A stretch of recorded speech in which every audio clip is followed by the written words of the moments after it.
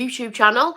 It's Tuesday, it's 2 o'clock in the UK, also known as bedtime in the winter. It's getting dark already, and that's a disgrace. So it's 2 o'clock in the UK, which means it's time for my live here on the Dixie Belle YouTube channel.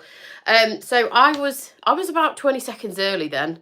20 seconds early, and that's impressive because I've literally just got back from picking my car up. Didn't think I was going to make it, but here I am. I made it, and I was 20 seconds early. So I am Connie. I am a furniture painter. I'm also a brand ambassador for Dixie Belle. That's why they let me loose on this channel. And I go live here every Tuesday, same time, 2 o'clock my time, which I believe is 9 AM EST. I say, oh, what's that? Interesting.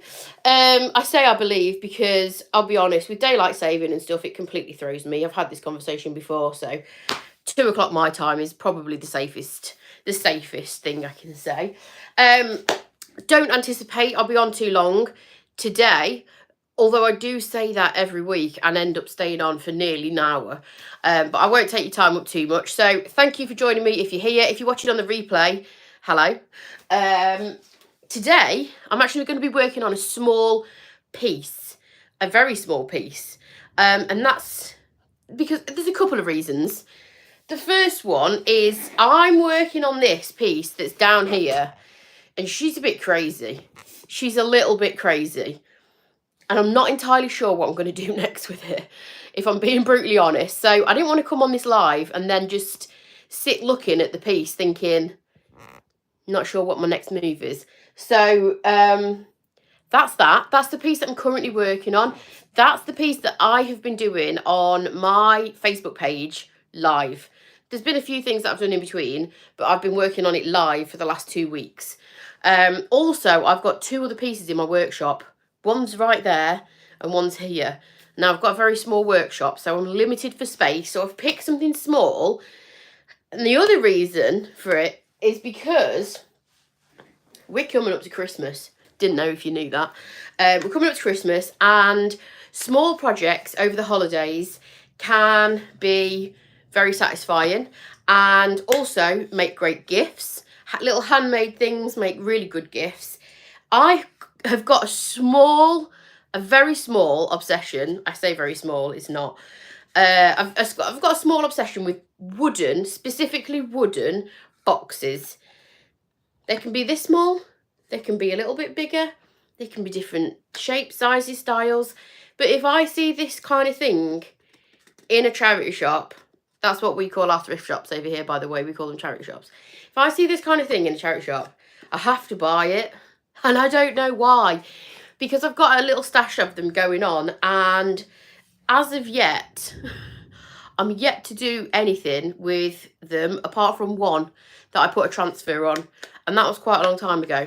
So I am going to start doing these little trinkety boxes for the holiday season, because number one, you can pop a little gift in there or some little sweets or something, or you could just give it as it is, and it's obviously, you haven't made the actual thing, because if I could make this, then, you know, I'd probably be a millionaire. No, I wouldn't, but you know what I mean. But you can do things to it that takes it from just a plain wooden box. I mean, there's no age to this, it's a modern thing, but it is solid wood and it is really pretty.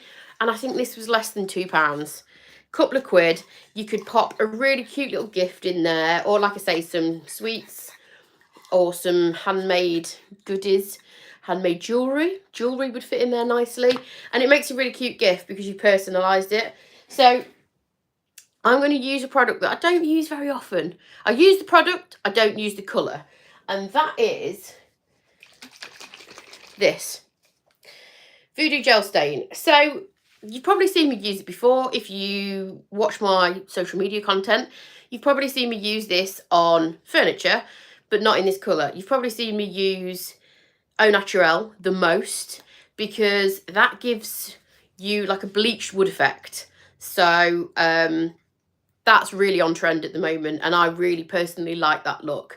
So that gives you like a bleached wood effect, the Au Naturel. They've also got Tobacco Road, which is a really nice deep kind of rich brown. There's black and white, which will obviously give you that kind of either black washed or whitewash kind of look. You can use these over the top of paint. You can use them over raw wood. You can use them as kind of a glaze effect. You can do loads of different things. Now, as well as the browns, the whites, and those kind of colours, which you would expect from a stain, there are also some more obscure colours in the range. Unique colours, I would say. Colours that I don't see get used very often, and that's probably these three. I don't think there's any more kind of coloured ones, if that makes sense. I don't think there is anyway. I just grabbed these because these are ones that I don't see very often. So obviously this is a turquoise shade. This is very similar to Mermaid Tail, but it's slightly more, it's like a lighter shade of turquoise. It's a really pretty colour. So that's a really unique shade, and that's a wood stain. So you don't see very many wood stains that are kind of that kind of shade. There's also this one, and I have had people bothering me saying you've got to do a piece with this on it. And this is called Bayou Moss, and it's a kind of, well, it's just dripped all over me. So I can see the colour it is because it's on my sleeve, and then the lid's open, that's why. So it's like a dark kind of mossy green. It's a really, really nice shade, very unique. And again, it's still leaking on me. But the one that I'm going to use today is this one, because I don't actually think I've ever used this. I must have used it at some point because the lid's open. Or is it? Is it still sealed? No, it's still sealed. So I've never used this. So I am actually really interested to see what this is going to look like over wood. And that is quite a dark wood as well. So we're going to have a look what it looks like together. And if it looks not great, I can just paint it. It's fine. So these are water-based stains. So unlike No Paint Gel Stain, these are water-based. So you can very easily dilute them down if they're a little bit too strong a colour for you. You can also build them up if you want more coverage, or if you want a kind of more intense colour. They are buildable as well. Now I'm shaking it because, as with most products, not even just water-based, it can be oil-based as well. They've got a number of ingredients in them. Some of them are heavier and some of them are lighter. This being water-based, the water is sitting on top and the pigment is sitting at the bottom, because, like I say, I got this a long time ago and I've never used it. You've just seen me take the seal off. So this is the first time I'm using this colour, and this is the colour Denim. So it's a nice kind of rich, kind of deep blue. So I don't know, I just thought it would maybe look cool over the top of here. So I'm just going to carry on shaking this to make sure it's all mixed up, because it has been sat for a while. Prior to this live, what I have done with this box, because there is no existing finish on it as far as I can see, all I've done is give it a clean with white lightning, and then I rinsed it with warm water and just did it with a microfiber cloth, just really quickly, just in case there's anything sitting on the surface of it that is going to stop this kind of soaking in a little bit. So I prefer to use this over the top of raw wood, because I find it just works better. No Paint Gel Stain, which is an oil-based stain, which comes in the round kind of tins, that can be used as like a paint. So it sits on top of a finish, so you can use it over the top of existing finishes. Hello, Teresa. Thank you for shouting hello out. Everyone's very quiet today and there's not many people watching. So hopefully people might catch the replay. I'm just going to just keep shaking this like I'm making some kind of exotic cocktail. But I want to make sure it's not all the kind of the nice pigment and the colour is up from the bottom. Also, if you hear any loud bangs in the background, it's the road. I do not know what is going on today. So I was rudely awoken at 3:30 a.m. this morning by lorries going past my house. Now, I live fairly rurally in a little village on the outskirts of a little village. Literally, you can walk just there and there's all country lanes and it's quite remote. But for some reason, the traffic today, I don't know what is going on, but I'll get to the bottom of it. I will find out, mainly because I'm nosy. But honestly, the lorries that are coming past here today, I don't know what is going on. So if you can hear anything banging in the background, it's not some crazy person. It's trucks going past my house, banging really loud. It's very inconsiderate of them, especially at 3:30 a.m. I'm not here for that. So instead of just putting this straight on here, because what I find sometimes, especially if you're going over like a raw wood, is it can kind of leave like a tide mark. So I've seen some people, I mean, each to their own, I've seen people apply it straight on. I have found that when I do that, it does leave like a mark, if that makes sense, where it's absorbed in some areas quicker. So I'm just going to put some on a plate. And I've got a little brush here. You can put this on pretty much however you want, with a sponge, brush, a rag. Depends what you're putting it onto, as in the surface, because I'm putting it on it's got a lot of detail, so I'm going to get my brush and kind of stipple it in so you can see the colour. How flipping lovely is that? It's such a nice colour. If I was to compare it to a colour in the chalk mineral range, I would probably say it sits somewhere, it's probably closest to In the Navy. No, it's not. It's closest to Bunker Hill Blue. So it's a very, maybe going to Diddley Squat Farm. Yeah, we're a couple of hours away from Diddley Squat Farm, unfortunately. I have been there. Very expensive. I have been there, but it's a few hours south from me. But I do not know why there's so many lorries. Morning. Hello. Some people are now only just jumping on when I've been on for 12 minutes. Where have you been? So just to recap, I'm doing small projects because I've got a lot going on, big projects wise in the studio. That's not what I call it. Workshop.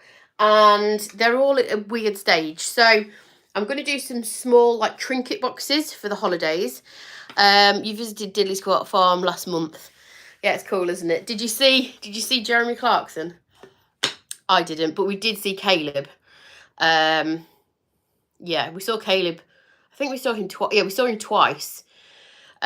We saw him in Chipping Norton, and he was driving a tractor, obviously. And then we saw him out in the lanes. Both times he was working, obviously because he was a farmer. But we didn't see Jeremy Clarkson. We went past Jeremy Clarkson's house. The entrance to his house, like the gates to the drive to his house, if you know what I mean. But no sign of Jeremy, but we did see Caleb a couple of times. Anyway, I'm working on a trinket box because these make really good gifts, or things to put gifts in. So that's what I'm doing today. So I'm just going to wax some on and see what happens. I've never used this colour before. I've literally just opened this. It had a seal on it. I'm using it for the first time today. So if it looks rubbish, then let's just pretend it didn't happen. I'll be painting this next week. So I am just going to whack this on, and I'm just going to make sure I'm going to get the bristles in the detail. Pretty colour. Really nice.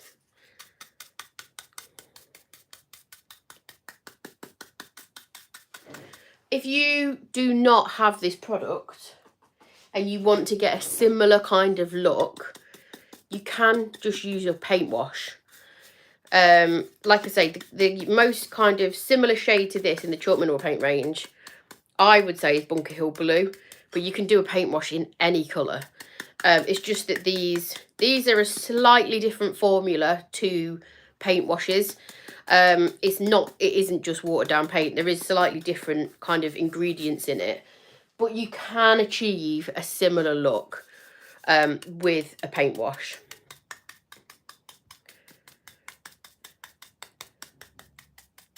So you could leave it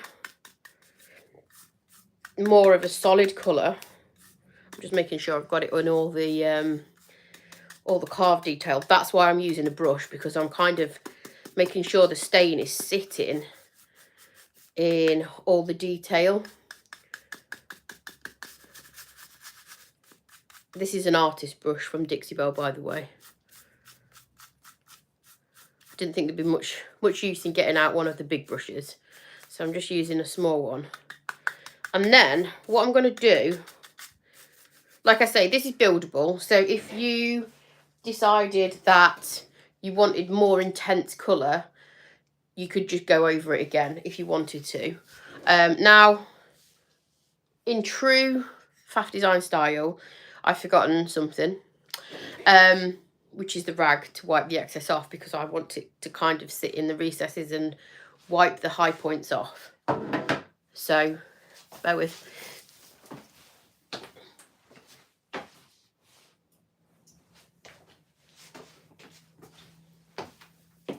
I'm here. See? That's how quick I was. These are lint-free rags from Dixie Belle. They started selling them a couple of months ago now in a bag. Very inexpensive, but very, very handy, because I've run out of my blue shot cloth rolls that I usually use. So I have ordered some of these. I was thinking of the Voodoo on a pine table. Yep, definitely. Just make sure it's not wax. The wax test is just scratching it. If you get wax lifting up and going under your fingernail, you need to take the wax off, because it's a water-based product. This is a water-based product and it won't sit over the top of wax.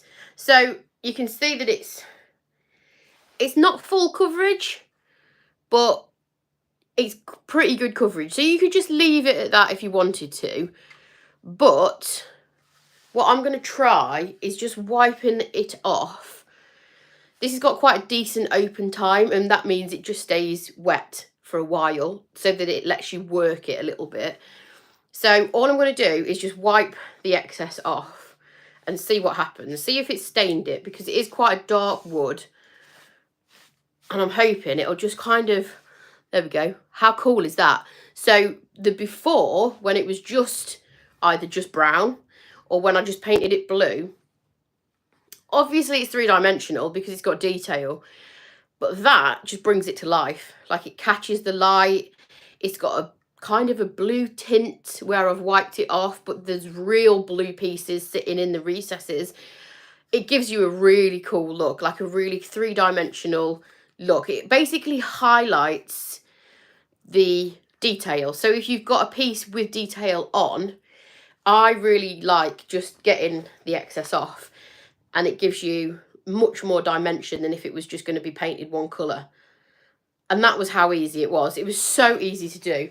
And then I'm just going to do the rest the same to the outside. And then you just got to figure out what you're doing to the inside. Sometimes with these little boxes, I like painting the interior, because when you open it, it's like, ooh, like a little surprise. I don't know where the other one is that I painted. I've shared it recently again anyway, because it was super popular. And I used a little bit of leftover transfer, and then I painted the interior in like a really pretty turquoisey shade. And it looks really nice. It looks really effective, and it also just adds like a little bit of detail to the interior. So I need to decide what I'm going to do with this interior. Possibly red. Maybe? Or would that be too much? Possibly. I don't know. Or I could choose another blue. Sometimes 2 different shades of blue looks pretty cool.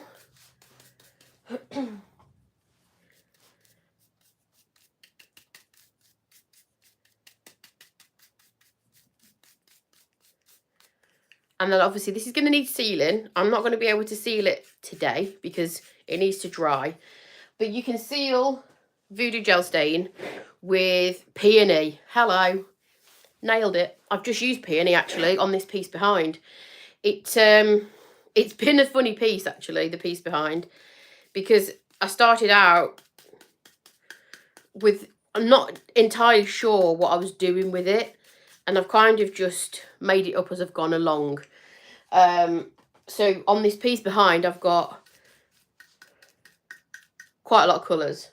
There's Colonel Mustard, there's Vintage Duck Egg, cottage door, apricot, peony, and terracotta. It's crazy. You can have a look at it if you want. It's a bit nuts, but it's kind of cool. I quite like it. I quite like it. It's not going to be for everyone, that's for sure. Come back up to eye level.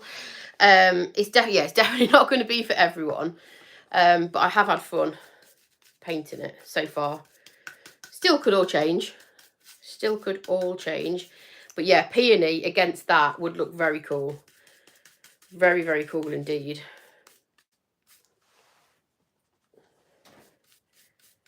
Also, if you struggle to find these kind of things, secondhand, thrifted, little trinket boxes, because obviously I'm in the UK and we have different things over here. I happen to find these kind of things fairly frequently, and I stash them whenever I find them, because I've got a problem. I've got a problem with things like this. Little wooden boxes. I don't know what I'm going to do with them, but I buy them and I stash them. But if you can't find them, you can go to places. Like, we've got a place over here called Hobbycraft. I don't know if you've got something similar. Is there such thing as Hobby Lobby? Have I made that up? Am I right? Some of the other brand ambassadors are like, oh yeah, so and so and so and so, and I'm like, I don't know where these places are, like Target and I don't know what these places are. Anyway, if you've got like a hobby kind of place, you can actually pick up. They're almost like balsa wood, and you can buy those very, very inexpensively, and you could like pop a little bit of wood you bend on them, or you could do a raised stencil and create a kind of similar effect instead of going out and trying to find these kind of things. It just so happens that I've got a little bit of an eye for stuff like this, and when I say eye, I don't mean like I know what I'm buying. I tend to spy these things in shops and make a beeline for them. But like I say, I know these, it varies massively. Obviously, Michael's and Hobby Lobby.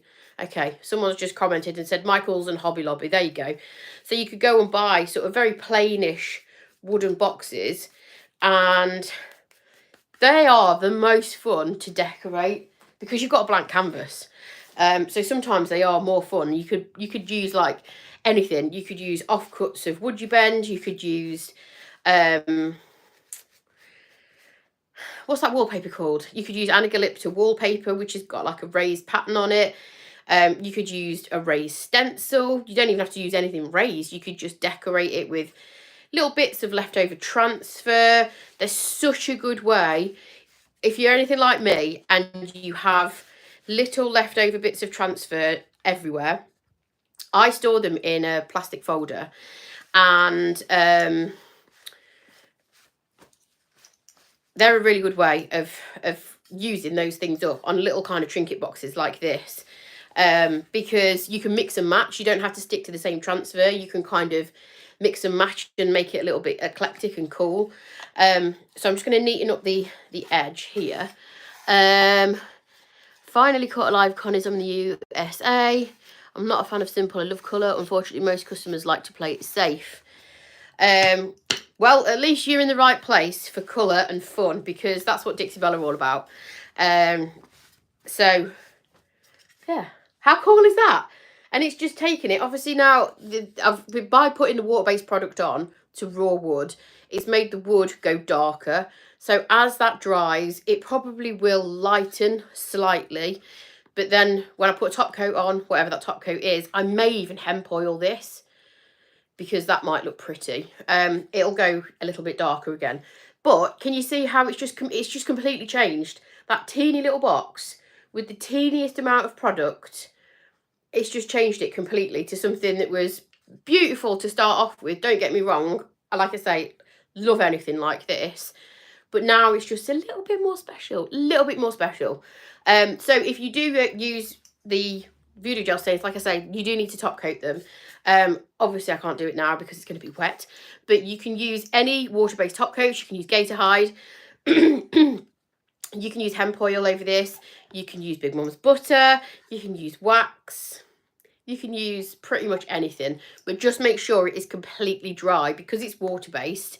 And pretty much all of those things that I've just listed, apart from Big Mama's butter and hemp oil, they're both oil-based, but all of the others are water-based as well. So just be careful when you're putting your top coat on that it's got to be completely dry. So I would probably say leave it overnight, especially if the temperatures are a little bit cooler where you are, because they definitely are here, and paint is taking forever to dry.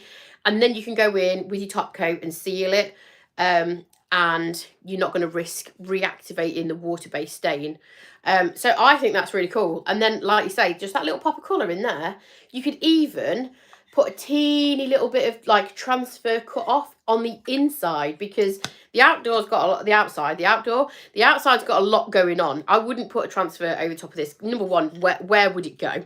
It's got a lot of detail, but inside you could maybe put a tiny little bit of offcut. So if you do use transfers regularly, always save the teeniest of little pieces, because just like a little cute scroll or a little pop of a flower in the corner, that's all you'd need, and it'd take it from being like obviously lovely on the outside, totally unique, and like a pop of colour on the inside. And whoever suggested peony, I think I might go with it, but I think I might use the bright pink in the silk range because I haven't got a top coat yet. So yeah, prickly pear, bright pink in there against that orangey tone wood and against the little bit of pop of blue on the outside. I think that's a winner. I do think that's a winner, actually. And then who knows, I might see if I can dig out a transfer to fit in there. I don't think I'm going to get my fat fingers inside that bit to put a transfer on, but I might just get it in the lid. And then you've got a unique trinket box, jewellery box, gift box, whatever you want. Whatever you want. Or you could just keep it like I do. I do and then I just keep them. I have no idea what I'm going to do with them all, but I keep stacking them up in a box and keep them. I think the bone inlay look is pretty. I love the piece behind you. Yes, love me a bone inlay piece. I've done a few in the past. I think they're amazing as well. They're really nice. And the piece behind me, I mean, she's crazy. She's absolutely crazy. But I don't know what I'm going to do with it. I don't know what I'm going to do. It's got a knee hole section, because it was a dressing table with a mirror on. Whoa, sorry about that. And it's got some curvy legs. Obviously, it's got some drawers. It would have had a mirror on, but I don't do mirrors, so I took that off. And then I've painted the interior of the knee hole bit white, because I was going to decoupage that bit. But I'm not sure how it's going to look, so we'll see. You might see it again, and it might just be one plain colour. We'll see how it goes. It's just one of those pieces that I've kind of just chipping away at, because I didn't really know what I wanted to do with it. I don't know if you've ever had a piece like that. Sometimes they annoy me, and sometimes I really enjoy them. This is starting to get annoying now. I'm not going to lie. It's been in my workshop for over 2 weeks, and that's 1.5 weeks too long for me. Things start to get on my nerves. So do you sell more pieces that are colourful or one colour simple?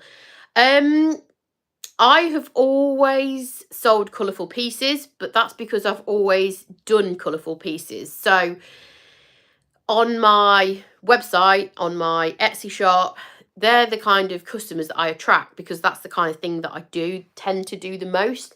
That's not to say that I don't dabble in neutrals every now and again, but the irony is, if I do ever do a neutral piece, it tends to hang around much longer. So for example, I painted something and people have requested this tutorial now for years, and I haven't done one just because I don't want to recreate the piece, because it was one of my favourite pieces I've ever done. I do need to do it because people have been asking very nicely for a long time for me to recreate this really industrial grungy look. I did it with, I can't remember the colours, I'll have to check back, but the main colour was Florida orange. You don't see that many pieces of orange furniture around, and I did not think it was going to be popular. It sold overnight. It sold so quickly. But it depends on your customer base. It depends where you are. I offer nationwide shipping in the UK, so I can ship to anywhere in the UK. And I think that helps as well, because if you're just relying on your local area for sales, you're dictated to by what the trend is. I live in a little village. People like kind of like a rusticy kind of stuff, very kind of classic farmhousey kind of thing. So if I was to rely on my local audience or market, I would kind of have to stick to what they wanted to buy, which is that kind of stuff. Because I offer shipping all over the UK, obviously I can tap into different markets depending on who's looking online or whatever. So I think that has helped me out massively. Having said that, the orange piece did sell fairly locally. It wasn't to my village. It was to a town, to a fairly new build, like a funky new build kind of property. So that was actually quite local. He came and picked that up. But I've always managed to sell very bright pieces. And I think you need to also bear in mind, I'm just going to move up because I'm sitting, like I'm leaning down. When you paint safe pieces, this is how I think of it anyway, I could be wrong. When you paint safe pieces, so if you paint something in cream or white or neutral, you look on Etsy or Facebook Marketplace or whatever, that's what most people are doing. So when you produce something that's very colourful, very unique, either like an industrial piece like my orange one, or a boho piece, which is stuff that I tend to love doing as well, because that always sells really well for me, it's more unique. So yes, it might take a while to find the right customer, but when you find the right customer, they're more likely to buy it because they know they're not going to find another one. Whereas if you've painted a dining table cream and stain the top, the customer's got a much bigger choice, because that's a very kind of done thing. Now, I'm not saying that there's no market for it, but that's personally how I think of it. And I wonder if that's why my colourful stuff always does well, because people think, oh God, I'm never going to see one of those again. I'm going to buy it. I don't know. Maybe it's one of those, they're more unique, they're more one-off pieces. I don't know. I'm not entirely sure, but even before I was with like a content creator for Dixie Belle, which is now, I think it's 4 years I've been working with Dixie Belle. Even before then, because 4 years ago, just over 4 years ago, we didn't have Dixie Belle in the UK. It only came to the UK 4 years ago. It popped up on my news feed, and it was about, coincidentally, the first piece I ever painted in Dixie Belle was drop cloth. What a letdown. What a letdown I am. Yeah, fluff and cotton with dark glaze, I'm over it. So just try and do something a little bit different and see how it goes. And I had to kind of, before I was a content creator and a brand ambassador, I kind of had to please both. I had to do a few pieces that I knew would sell and were safer, one colour finishes. I mean, over here in the UK, anything dark navy, anything black, dark grey, they're all the safe colours. And then every now and again, I would do a more crazy piece, and that's where I'd experiment and refine my kind of style and try different things when I was kind of learning and experimenting and things. And then eventually those pieces would sell, and then someone would come to me and say, can you recreate that look, because it was really individual and really unique, and I've never seen another one since. And then I'd do another one, and then so eventually it got me to a point where I knew I had an audience for those more kind of wild pieces, the not so safe ones. And then I started looking for furniture that would suit that kind of style, because I've just done a YouTube video where I'm explaining a little bit about the finish that I did, which is a very bohemian, like a layered look with terra clay paint. It helps if you've got the right kind of furniture for a start. That look wouldn't look right on a more modern piece, for example. So yeah, we went off on one then, didn't we? So yeah, I don't know if that helps. Maybe it does, maybe it doesn't. But that's how I view it. I think when you do more individual pieces, perhaps less of an audience, because I mean everybody wants a plain table with a brown glaze, like you say. That's, you know, it's a very kind of in demand thing, but that's what like a lot of painters do. They kind of stick to that safe niche, and that's cool. That's absolutely fine. People have got bills to pay. I get it. But when you do step outside your comfort zone and find something that you enjoy doing, and also there's a market for, it makes your business completely different. So like I said, that's just how I view it. It's each to their own. Everybody's business is very different. Everybody's got a different target audience and different market and in a different location and all those kind of things. You've got a set of bedside tables. I thought about painting them one farmhouse and the other industrial, just for a prototype to show people. Yeah, you could do. Or what you could do as well is what I used to do when I first started, is beg, borrow and steal free furniture. And I would pour over content on the internet, like tutorials, and follow people that I was really inspired by, and try out those things on those free pieces, because you haven't paid for the furniture. Yes, obviously you pay in for paint and stuff, but if you could get some free smaller pieces, even little pieces like this, where you can have a little crazy sort of half an hour, or odd bedside tables. I don't know about where you are, but in the UK, odd bedside tables, nightstands, just single ones. Everybody wants a pair. Nobody wants single. So you can pick them up for a few pounds over here. I used to do lots and lots of different effects on those. And then I used to sell them fairly cheap to get rid of them to begin with, when it was a hobby. And obviously I you know, turned into a business. So yeah, that was my viewpoint on those kind of things. But yeah, let me know. Let me know how you go, and make sure you follow me on social media. I've got my own YouTube channel. I'm on Instagram. I'm on TikTok. I'm on Facebook. And just, if you've got any questions, just drop me a message and I'll try my best to answer them. So I think I've done really well for time today. We're 37 minutes in, so we're not quite as long as I have been the previous couple of weeks. So I'm going to leave it there. I inherited 3k square foot home full of furniture from 1800 to 1950s. I'll be round to your house very shortly. So that sounds amazing. So yes, I will see you next week, hopefully here next week.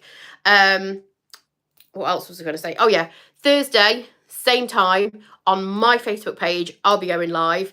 Literally do not know what I'm going to be doing on that live yet. Possibly this piece behind. Possibly not. We'll see how it goes. I've got a day and a half to work on it to get it to a position where I'm a little bit more happy with it. I don't hate it. I don't love it. There's something else that I need to do to it. So anyway, I'm rambling. I'm going to let you go. Carry on with your day. Thank you for joining me. As always, it's much appreciated. I'll see you next week. Or see you next week or Thursday on my channel, on my Facebook page. Not my channel. Don't go there. I won't be live. On my Facebook page, I'll be live. Thank you. See you later. Bye-bye.